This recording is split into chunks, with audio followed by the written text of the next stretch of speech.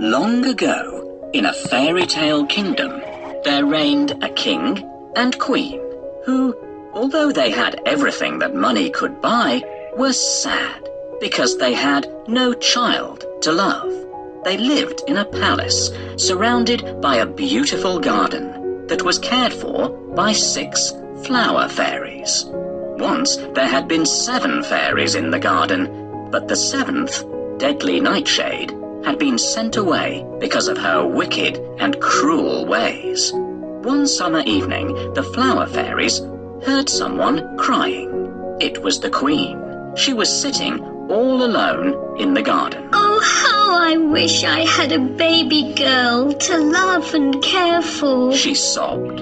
The flower fairies were sad for the queen, and so, with a flick of their magic wands, they granted her wish. By the following summer, the king and queen were the happy parents of a lovely baby girl.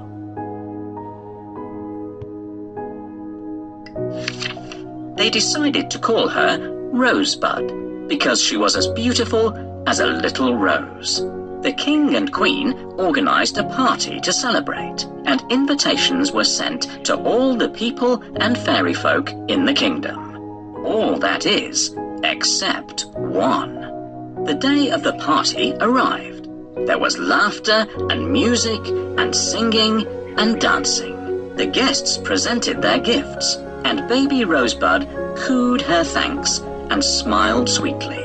There were presents of all kinds, including a pretty doll and a musical box that played a soothing lullaby.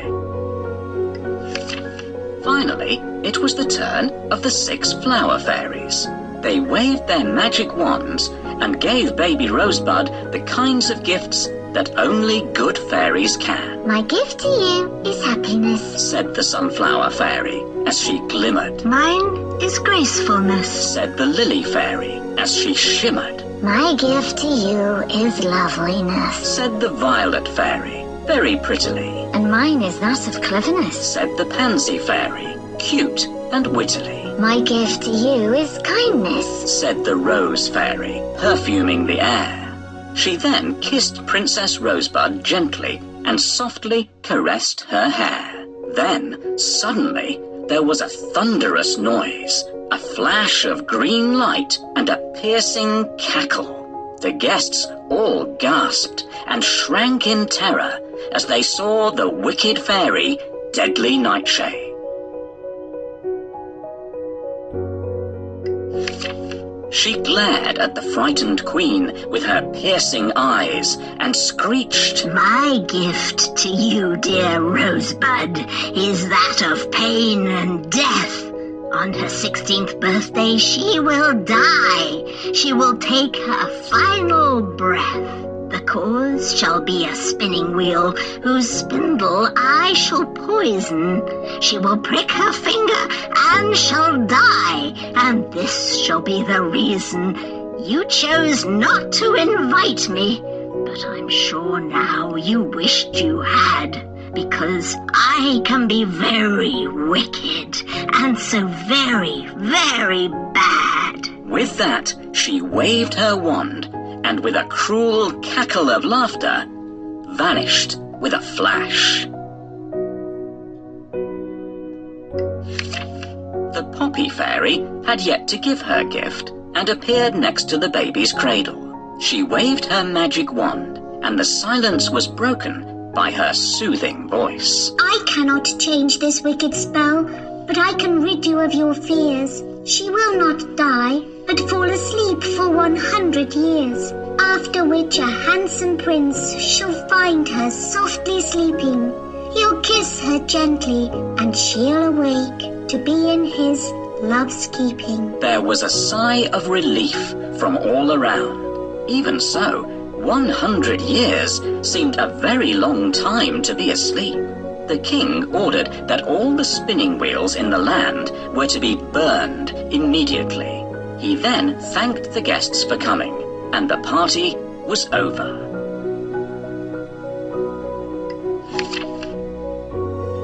Well, Your Majesty, I have come here without an invitation. Why didn't you invite me? I am the most important fairy in the kingdom. Oh dear, you must be the old fairy who lives in the tower. We're sorry, but we hadn't seen you for so long and have forgotten all about you. Did you indeed? Well, you won't forget this.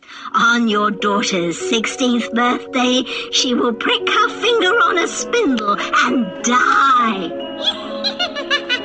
Don't cry, my queen. Guards, find that old fairy and make her remove the curse. Your Majesty, I cannot undo the curse, but with a magic spell I can change it, so that your daughter will not die, but shall sleep for 100 years, until a handsome prince finds her and awakens her with a kiss. Burn all the spindles and spinning wheels. Anyone who dares to disobey this order will be executed. Oh, your Majesty, this won't change a thing. The curse cannot be undone. Quickly, dear fairy, cast your spell. Oh dear, I have broken my magic medallion. I cannot cast the spell until it is mended. Please, can you help me?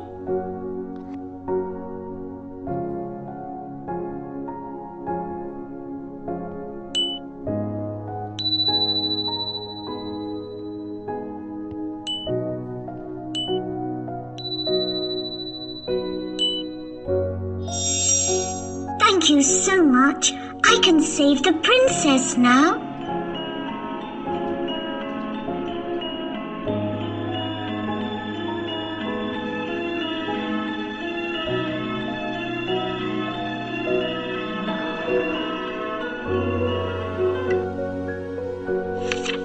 Princess Rosebud grew up to be kind and sweet-natured. She could dance and sing beautifully and was admired throughout the kingdom. On her 16th birthday, a great party was held. There was music, dancing, and games. Hunt the Thimble was a favorite game with everyone. Somewhere in the palace was hidden a silver sewing thimble, and the first to find it would receive a prize. Everyone went off excitedly in different directions. As the princess searched, she came upon a door that she had never seen before. A strange whirring noise was coming from behind it. Whatever could it be? Suddenly, the door swung open, and to her surprise, she saw, sitting by the window, an old woman, busy at a spinning wheel. Rosebud entered the room, and the old woman looked up at her and smiled. Hello, dear girl. I'm glad you found me, She said sweetly. I'm looking for a thimble, but what are you doing here? Said Rosebud innocently. I've brought you a surprise for your birthday, my dear.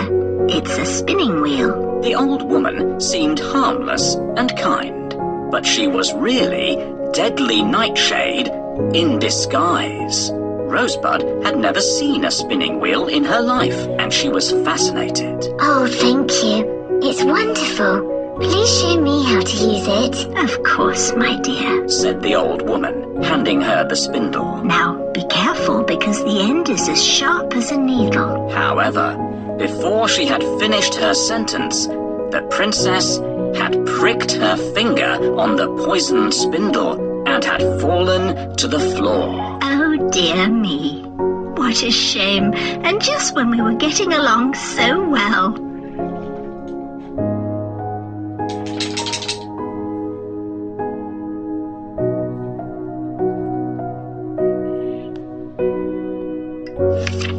Exclaimed the old woman, pretending to be shocked. Then, with a cruel cackle of laughter, she transformed back into the wicked fairy Deadly Nightshade and flew out through the window. Good day, dear lady. I thought no one lived in this part of the castle. What are you doing? I'm spinning, dear child. Look, isn't it beautiful? Yes, I love it. I've never seen anything like this before. Please may I try? Of course, dear child. Let me teach you how. First, find me my spectacles. It's getting dark outside. I can't see anything without my spectacles. Can you help to find the old lady's spectacles? Here they are. Thank you. Now I can see much better. It has grown dark outside. Please put some more wood on the fire to give us more light. Please, help me to put the wood on the fire.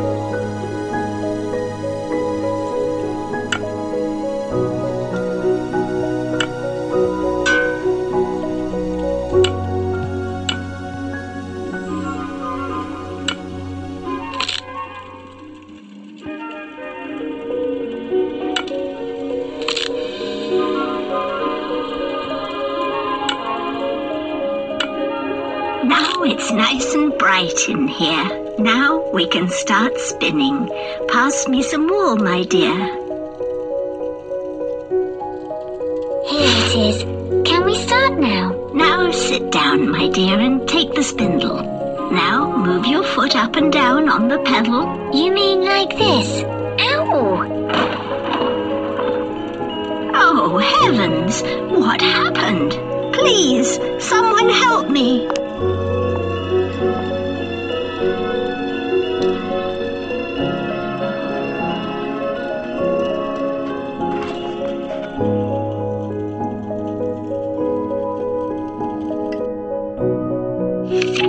The Poppy Fairy knew instantly that something had happened and went quickly to Rosebud's side. The Queen and the King looked at her in despair. She's only sleeping. The Poppy Fairy reminded them. Yes, but for 100 years? When she awakes, everyone she has known will no longer be here. Said the Queen sadly. Then everyone must sleep for 100 years. Exclaimed the Poppy Fairy, and she began to scatter her magical sleeping dust over the entire kingdom. Everyone fell asleep instantly. The roses in the garden began to grow into a wild, thorny hedge to protect and hide the princess from the rest of the world. Now we must wait for 100 years, said the Poppy Fairy. I am so sick at heart. I can't stand the thought of losing my beloved daughter. I feel like crying all the time. This just seems like a very bad dream. The old fairy's curse came true, but the princess is still alive. And what happens when the princess awakes alone in the empty castle? I could put all of you to sleep, including the courtiers and the servants. And then when the princess wakes up, you will all be around to tell her what's happened. That's a great idea, dear fairy. Thank you. I shall need your help. Please help me to put everyone to sleep. When the princess, the guard will after the time will go quickly for the sleeping king and queen.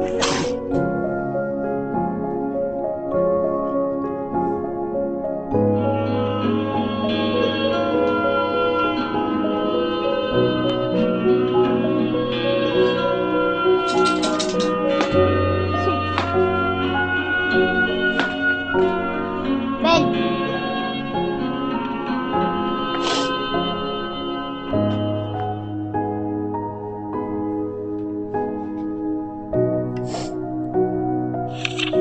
100 years later, the story of the Lost Kingdom and the beautiful sleeping princess had spread far and wide. It is only a story, One king told his adventurous son. but if it's true, I shall find this sleeping beauty and make her my wife. Replied the prince.